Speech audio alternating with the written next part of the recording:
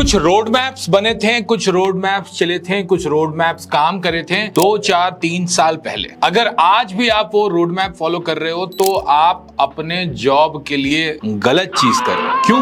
क्योंकि बहुत सारी चीजें बदल गई हैं पिछले 4-5 सालों में। रिएक्ट में बहुत सारे चेंजेस आए हैं, फ्रंट एंड इंजीनियरिंग में, वेब डेवलपमेंट में बहुत सारे चेंजेस आए हैं। और सबसे इंपॉर्टेंट चीज ये है कि एआई जो है उसने फ्रंट एंड इंजीनियर्स का, वेब डेवलपर्स का जो डिमांड है वो थोड़ा सा डिफरेंट कर दिया है। तो क्या रोड मैप फॉलो करे रिएक्ट लर्न करने के लिए अभी के टाइम पे, वो देखना जरूरी है। चलो देखते हैं। सबसे पहली चीज जो इंपॉर्टेंट है, जो मैं देखता हूं अक्सर बच्चे गलती करते हैं, वो ये है कि वो रिएक्ट का कोर मसल जो है वो डेवलप नहीं करते। फर्स्ट प्रिंसिपल से रिएक्ट को नहीं समझते। अगर हम कहें कि थिंकिंग इन रिएक्ट क्या है, तो आप वो नहीं कर रहे हो। आप क्या कर रहे हो कि यार कंपोनेंट लाइब्रेरी मिली है या कंपोनेंट्स मिले हैं, कंपोनेंट को जोड़ जाड़ के इस तरह चला देते हैं। थोड़ा चैट जीपीटी से पूछ लेंगे, थोड़ा इससे पूछ लेंगे, थोड़ा सा ट्यूटोरियल, शायद आप तो ट्यूटोरियल भी नहीं देखते, आप तो कहीं कहीं से जोड़ तोड़ के मरोड़ के कर लेंगे। लेकिन ये चीज जो है आपको बहुत ज्यादा मुश्किल करेगी जब आप इंटरव्यू में जाओगे। तो अगर आपको प्रोजेक्ट बनाना है तो सिर्फ टेपने से यानी कि कॉपी करने से काम नहीं चलेगा। आपको समझ में आना चाहिए कि भाई रिएक्ट में क्या चीजें होती है। 2, 4, 10 चीजें होती है। तो रिएक्ट में कंपोनेंट आर्किटेक्चर होता है, स्टेट होता है, प्रॉप्स होते हैं, हुक्स होते हैं। तो ये क्या है, कैसे लिखें? अगर हम हुक्स के अंदर जाए तो फिर हम कैसे यूज स्टेट करते हैं, यूज रिड्यूसर करते हैं, यूज कॉल बैक करते हैं, यूज कॉन्टेक्स्ट करते हैं। छोटी छोटी चीजें हैं, कहते हैं ना छोटी छोटी मगर मोटी बातें। हम लोग छोटे थे तब आता था ये शक्तिमान में,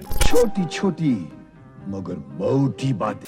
तो ये चीज बहुत जरूरी है कि जो आपका बेसिक्स ऑफ रिएक्ट है कि रिएक्ट में रेंडरिंग कैसे होती है, रिएक्ट का लाइफ साइकिल क्या होता है, जब हुक में चेंज आता है तो री रेंडरिंग कैसे होती है, रिकंसिलिएशन क्या होता है, कैसे होता है। ये बेसिक पीसेस आपको बहुत नहीं तो थोड़ा थोड़ा समझ में तो आए। ऐसा ना हो कि कोई आपसे पूछे कि अच्छा बताओ कॉन्टेक्स्ट और प्रॉप ड्रिलिंग में क्या अंतर है, आप बोले हो क्या, ये तो कभी सुना ही नहीं, हमने तो बस कॉपी पेस्ट करके कहीं से ले आए थे। नहीं, ये नहीं होना चाहिए आपके साथ। तो इसीलिए बेसिक्स ऑफ रिएक्ट में ढेर सारा समय, थिंकिंग इन रिएक्ट, कैसे किसी यूआई को छोटे छोटे कंपोनेंट्स में तोड़ते हैं, कैसे प्रॉप्स पास करते हैं, कंट्रोल्ड कंपोनेंट क्या है, अनकंट्रोल्ड कंपोनेंट क्या है। ये छोटे पीसेस हैं, बहुत छोटे पीसेस हैं। मतलब लिटरली 20-25 दिन में आपका आराम से हो सकता है, कोड करते हुए हो सकता है, कोई ऐसा प्रॉब्लम नहीं है इसमें। बट ये छोटे पीसेस अगर आप नहीं करते हो, जंप करते हो, तो आप 1 साल 2 साल कितना भी टाइम लगा दो, अगर आप स्टेट और प्रॉप्स का अंतर नहीं समझ पा रहे हो तो कुछ खास हिलने डुलने वाला नहीं है। और बहुत लोग यहीं पे टाइम बचा के सारा टाइम अपने जिंदगी का पास करते रहते हैं, वो मत करना। दूसरी चीज देखो, पहली वाली तो बहुत बार मैं कह चुका हूं। दूसरी चीज जो बहुत नई है, जो मुझे अब एचआर से, इंटरव्यूअर से, जो इंटरव्यूईज हैं, जो बच्चे मेरे स्टूडेंट्स हैं जो जाते हैं इंटरव्यू देने, उनसे अब ये देखने मिल रहा है कि पहले, आज से 3-4 साल पहले मैं ही खुद बोलता था कि यूआई का जो क्राफ्ट्समैनशिप है, जो खूबसूरती है, वो इतनी इंपॉर्टेंट नहीं है। आप बेसिक्स बना के जाओ, आपकी जॉब लग जाएगी। अब खूबसूरती यानी डिजाइन अभी भी आपके लिए इंपॉर्टेंट नहीं है, लेकिन एक क्राफ्ट्समैनशिप है, एक टूल यूसेज है, वो आपको आना चाहिए। तो मतलब अगर आपने एक ऐप बनाया है और उसके कलर्स बराबर नहीं हैं, उसके फॉन्ट्स बराबर नहीं हैं, तो फिर बड़ी दिक्कत है। तो अब लोग एक्सपेक्ट कर रहे हैं आपसे कि आप कोई भी एक टूल लाइब्रेरी यूज करो, आप टेलविंड यूज करो, आप शैडसीएन यूज करो, फर्क नहीं पड़ता, लेकिन आपका जो ऐप का स्ट्रक्चर है वो एक सुंदर, एक कोहेसिव दिखना चाहिए। क्यों एक्सपेक्ट कर रहे हैं ये चीज? क्योंकि इतना जो बेसिक स्ट्रक्चर है वो अब इतना सारा बाहर आ चुका है कि आप कॉपी तो कर ही लो। अगर आप कॉपी नहीं कर रहे हो तो आप चैट जीपीटी से ही वो यूआई डिजाइन करवा ही लो। अगर आप चैट जीपीटी को बस इतना सा प्रॉम्प्ट देते हो कि मुझे एक डैशबोर्ड चाहिए, फाइनेंशियल डैशबोर्ड चाहिए जो शैडसीएन के कंपोनेंट से बना हो, मुझे थीम कलर डार्क थीम में ब्लैक चाहिए, मुझे लाइट थीम में एक कोई आप प्राइमरी कलर सेलेक्ट कर लो। अगर इतना भी आप करते हो इज्जत से, तो आपका यूआई आज के टाइम पे अच्छा यूआई बनाना बहुत बहुत बहुत आसान है। कोई ये नहीं कह रहा है कि आप यूएक्स सोचो, यूजर एक्सपीरियंस सोचो, डिजाइनर बन जाओ, खुद से फॉन्ट सेलेक्ट करो, लेकिन 3-4 फॉन्ट्स जो हर जगह यूज हो रहे हैं, चाहे वो लैटो हो, मॉन्टेसेराट हो, ये सब आपको यूज करके एक बेसिक सा वेब ऐप बनाना है। इसके साथ जो आइकन्स आप लगा रहे हो, ये मत करना कि भैया एक आइकन मैंने फ्लैटिकॉन से उठा लिया, एक आइकन मैंने लूसिड से उठा लिया, एक आइकन में ग्लिफ से उठा रहा हूं। ये इनकंसिस्टेंसीज अब लोगों को आंख में खटकती है। क्यों? क्योंकि जो आपके टूल्स हैं, चाहे वो V0 हो या गिटहब का टूल हो या लवेबल हो, इनका यूआई मतलब यूजर इंटरफेस, मैं फंक्शनैलिटी की बात नहीं कर रहा हूं, फंक्शनैलिटी के लिए मैंने पहली वाली बात कही थी, बट इनका जो यूजर इंटरफेस है वो बहुत डिसेंट हो गया। अच्छा तो बिल्कुल नहीं है अभी भी, बट बहुत डिसेंट हो गया है। तो उतनी डिसेंसी आपके प्रोजेक्ट्स में भी लोग डिमांड कर रहे हैं। तीसरी चीज जो अब मैं देख रहा हूं, जो कि बहुत ज्यादा चेंज हो गई है 2021 2022 में, जब मैंने पहली बार ऑनलाइन पढ़ाना शुरू किया था, पहली बार कैंप शुरू किया था, एक टाइम था कि अगर आप यूज कॉन्टेक्स्ट और यूज रिड्यूसर से स्टेट को मैनेज कर लेते हो, अगर यूज स्टेट से स्टेट को मैनेज कर लेते हो तो भी आपकी जॉब लग जाती थी, कोई दिक्कत नहीं होती थी, अच्छे ढंग के डिसेंट जॉब्स लगते थे। पर अब जो डिमांड दिख रहा है वो ये है कि या तो आप रिडक्स टूलकिट के महारथी हो, अगर रिडक्स टूलकिट नहीं हो पा रहा है कोई बात नहीं, तो जस्टैंड आपको आना चाहिए। अगर जस्टैंड छोटे एप्स में आप नहीं लगा पा रहे, क्योंकि जस्टैंड बहुत ज्यादा आसान है, बहुत ज्यादा सिंपल है, तो जस्टैंड अगर आप नहीं कर पा रहे हो कॉन्टेक्स्ट मैनेज के लिए तो फिर ठीक है, कोई बात नहीं। क्या आप टैनस्टैक क्वेरी, जिसको रिएक्ट क्वेरी पहले कहते थे, वो कर पा रहे हो डेटा फेचिंग के लिए, कैश इनवैलिडेशन के लिए? तो data fetching, data management, normalization, denormalization front end पे एक ऐप के अंदर आज के टाइम पर इंपॉर्टेंट हो गया है। तो कोई ना कोई एक दो लाइब्रेरी आपको हाथ लगानी है। देखो मैं फिर से एक चीज कहूंगा, अगर बेसिक्स आपने अच्छे से कर लिया, अगर आपको समझ में आता है कि यूज कॉन्टेक्स्ट, यूज रिड्यूसर क्या करता है, यूज स्टेट क्या होता है, स्टेट और प्रॉप्स के बीच में जो एक डिफरेंस है वो आप समझते हो, कैसे पास करते हैं, कैसे पेरेंट कंपोनेंट स्टेट मैनेज कर पाता है, ये सब छोटी छोटी चीजें, जो फर्स्ट पॉइंट था मेरा, अगर उस पे आप कंफर्टेबल हो चुके हो, टाइम स्पेंड कर चुके हो, तो ये फिर बहुत आसान हो जाता है। थोड़ा टाइम लगता है पर आप प्रोजेक्ट में बना के इसको लगा सकते हो, थोड़ा सा प्रोजेक्ट को एक्सपैंड भी कर सकते हो और फिर इनके बारे में आप अपने इंटरव्यू में बातें भी कर सकते हो आराम से। तो बट ये जरूरी है आज के टाइम पे, आपको ये दो तीन में से कोई एक दो स्टेट मैनेजमेंट लाइब्रेरी आपको अच्छे से आनी चाहिए, मतलब लगाई हुई होनी चाहिए, किसी को आपसे इंटरनल नहीं लिखवाना है। आप जानते नहीं हो, एक्सपीरियंस्ड प्रोफेशनल्स जो हैं 4 साल 5 साल जिनका आजकल इंटरव्यू हो रहा है, जिनसे मैं बात कर रहा हूं, वही जो मेरे 21 के बच्चे थे वो अब 4 साल हो गया उनका, तो अब वो नेक्स्ट लेवल जा रहे हैं, 50 लाख 60 लाख इस तरह के जॉब्स में जा रहे हैं आजकल। तो उनके इंटरव्यूज में तो बहुत इंटरेस्टिंग चीजें हो रही है। उनके इंटरव्यूज में तो बोलते हैं कि एक कोई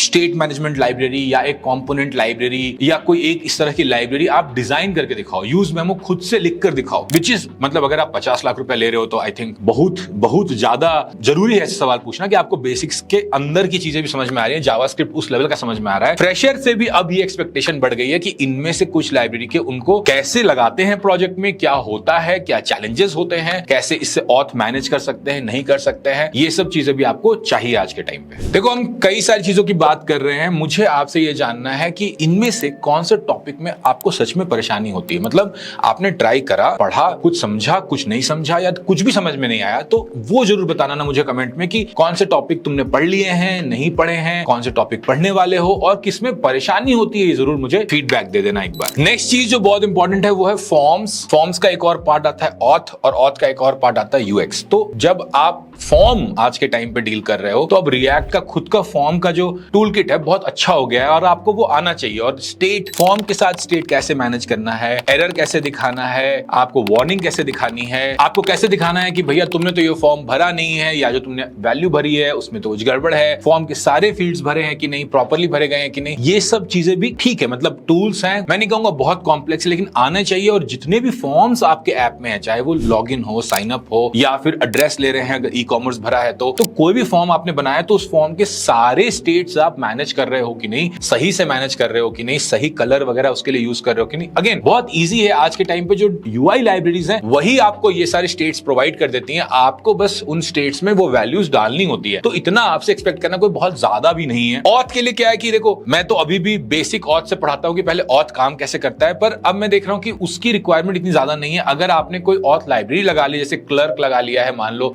आपने ऑथ 0 लगा लिया है, आपने फायर बेस्ड ऑथेंटिकेशन किया, कहीं से भी अगर आपके ऐप में एक ऑथेंटिकेशन है और आपको समझ में आ रहा है कि ऑथेंटिकेटेड यूजर को कैसे रखते हैं, उसका डेटा कब लाते हैं, उसका टोकन कैसे लगाते हैं, और आपको समझ में आ रहा है कि अनऑथेंटिकेटेड यूजर को कितना एक्सेस देना है, ऑथेंटिकेशन के साथ साथ फ्रंट एंड और बैक एंड की जो राउटिंग है, जो वैलिडेशन है, वो अगर आप कर पा रहे हो तो बहुत ज्यादा वैल्यूएबल हो गया है। क्यों? इसलिए भी ज्यादा वैल्यूएबल हो गया है क्योंकि जैसे मैंने आपको कहा कि एआई जो है बेसिक यूआई ढंग का डिसेंट कर लेता है। पर ऑथेंटिकेशन में, front end back and auth integration में, ये स्टेट मैनेजमेंट में, ये सब में फट जाती है, उसकी हालत खराब हो जाती है। जैसे ही ऐप थोड़ा सा कॉम्प्लेक्स होता है और आप चाहते हो कि 2 लेवल ऑथेंटिकेशन हो, तो उन चीजों में वो उसके आइडिया सही आते हैं बट इंप्लीमेंटेशन में गड़बड़ा जाता है। तो वहां पर आप एआई से 2, 4, 10 हाथ आगे निकल जाते हो, इसलिए आपको वो करके दिखाना बहुत जरूरी होता है। देखो, अगर यहां तक आपने कर लिया तो आपके पास एक बहुत बढ़िया, सुंदर, अच्छा दिखने वाला, प्यारा, कोहेरेंट, फंक्शनल ऐप है। यहां से तो आपकी जॉब बिल्कुल लग सकती है। स्टार्टिंग जॉब्स तो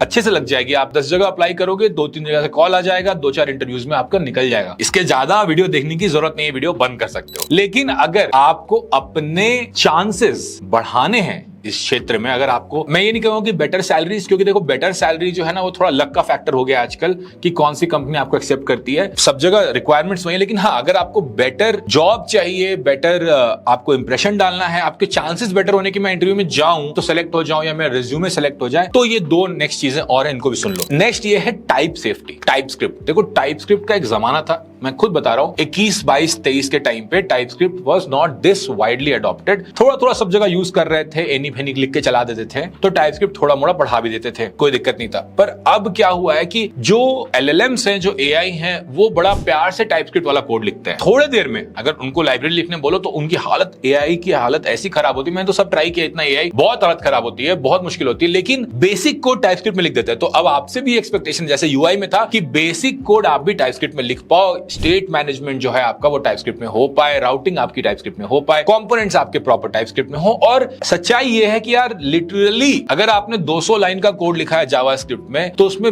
20-25 लाइन और लगते हैं, 20-25 कीवर्ड्स और लगते हैं, बस टाइप स्क्रिप्ट इनेबल करने के लिए। बहुत ज्यादा अंतर नहीं है JS से TS में घुसने के लिए, तो आप आराम से कर सकते हो। और ये करने से आपकी जो वैल्यू है, परसीव्ड वैल्यू जो होती है आपकी इंटरव्यूअर के सामने, वो बढ़ जाती है। तो type safety and type script आज के टाइम पे इंपॉर्टेंट तो हो गया है। तो टाइप स्क्रिप्ट में आपको क्या लर्न करना है? देखो, जब स्टेट मैनेजमेंट करने जाओगे तो डिस्क्रिमिनेटेड यूनियन आपको पता होना चाहिए। छोटा सा कॉन्सेप्ट है, टाइम बहुत लगता है। टाइप्स वर्सेस इंटरफेसेस, कब टाइप्स यूज करने हैं, कब इंटरफेसेस यूज करने हैं, ये भी बहुत बेसिक सी चीज है। और तीसरी चीज जो आप सीख सकते हो वो है कि जब मैंने फॉर्म की बात करी थी, अगर हम टाइप से फॉर्म्स बोले तो कैसे करें उस चीज को, और हम फ्रंट एंड और बैक एंड में दोनों में टाइप मैनेजमेंट कैसे करें। अभी जॉड का जमाना भी बहुत आ गया है, बट फ्रेशर से इतना एक्सपेक्टेशन नहीं होता है। फ्रेशर अगर टाइप स्क्रिप्ट कर पा रहा है तो भी काफी है, पर फिर भी अगर आपको पढ़ना है, सीखना है, तो आपको ये कीवर्ड्स, नोन अननोन्स बेटर होते हैं अननोन अननोन से, इसलिए मैंने आपको बता दिया। ये अब ये जो लास्ट की 2 चीजें हैं वो आप करो तो बहुत बढ़िया, ये वाला तो जो मैं बोल रहा हूं ये करो तो बहुत बढ़िया, ना करो तो ठीक है। उसके बाद वाला तो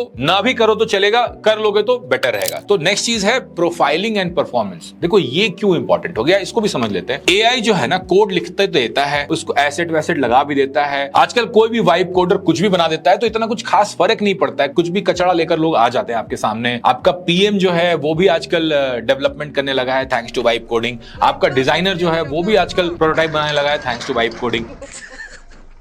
तो इस केस में क्या होता है कि आपके कोड की जो खिचड़ी पक रही होती है, उससे परफॉर्मेंस, उसकी सिक्योरिटी, ये सब चीजें बहुत ज्यादा प्रॉब्लमेटिक हो गई हैं। इसकी अगर आपको अंडरस्टैंडिंग है, अगेन एज अ फ्रेशर आपसे बहुत ज्यादा एक्सपेक्टेशंस नहीं होती हैं, लेकिन इसकी अगर आपको अंडरस्टैंडिंग है कि क्या है ये चीजें, कैसे करती है। अगर आपने लाइट हाउस जैसी उड़ती उड़ती चिड़िया का नाम भी सुना है, कभी चलाया है, आपके वेब एप्स अगर बढ़िया स्कोर दे रहे हैं लाइट हाउस पे, सिर्फ अभी तो लाइट हाउस ही मान लीजिए, एक्सेसिबिलिटी छोड़ देते हैं 2 मिनट के लिए, बाकी चीजें छोड़ देते हैं, लेकिन अगर आप एसेट मैनेज कर पा रहे हो, लाइट हाउस मैनेज कर पा रहे हो, तो आपकी वैल्यू बढ़ रही है। मैं तो ऐसे सोचता हूं, देखो अगर तुमने इतना कुछ कर लिया जितना मैंने कहा है, तो ये वाली चीज जो है ये 2, 4, 10 दिन में खत्म हो जाती है। स्ट्रैटेजी क्या होनी चाहिए यहाँ पे, कंप्लीट नहीं करना है सब कुछ, ठीक है। तीसरे चौथे तक जब आपका ऐप बन चुका है, उसके बाद इवन बिफोर आप टाइपस्क्रिप्ट कर रहे हो, आप अप्लाई करना शुरू कर दो। और क्योंकि अप्लाई करोगे, कॉल आएगा, इंटरव्यू दोगे, आइडियाज आएंगे उसके अराउंड, तो वो चलता रहेगा एक प्रोसेस। और साथ में क्योंकि अब दिन में अप्लाई तो आप 1 घंटा कर रहे हो, आधा घंटा कर रहे हो, उसके बाद क्या कर रहे हो, उसके बाद आप टाइपस्क्रिप्ट शुरू कर सकते हो, उसके बाद आप प्रोफाइलिंग शुरू कर सकते हो और परफॉर्मेंस शुरू कर सकते हो। और जो नेक्स्ट चीज है वो है Next.js। क्या सही बैठा ना,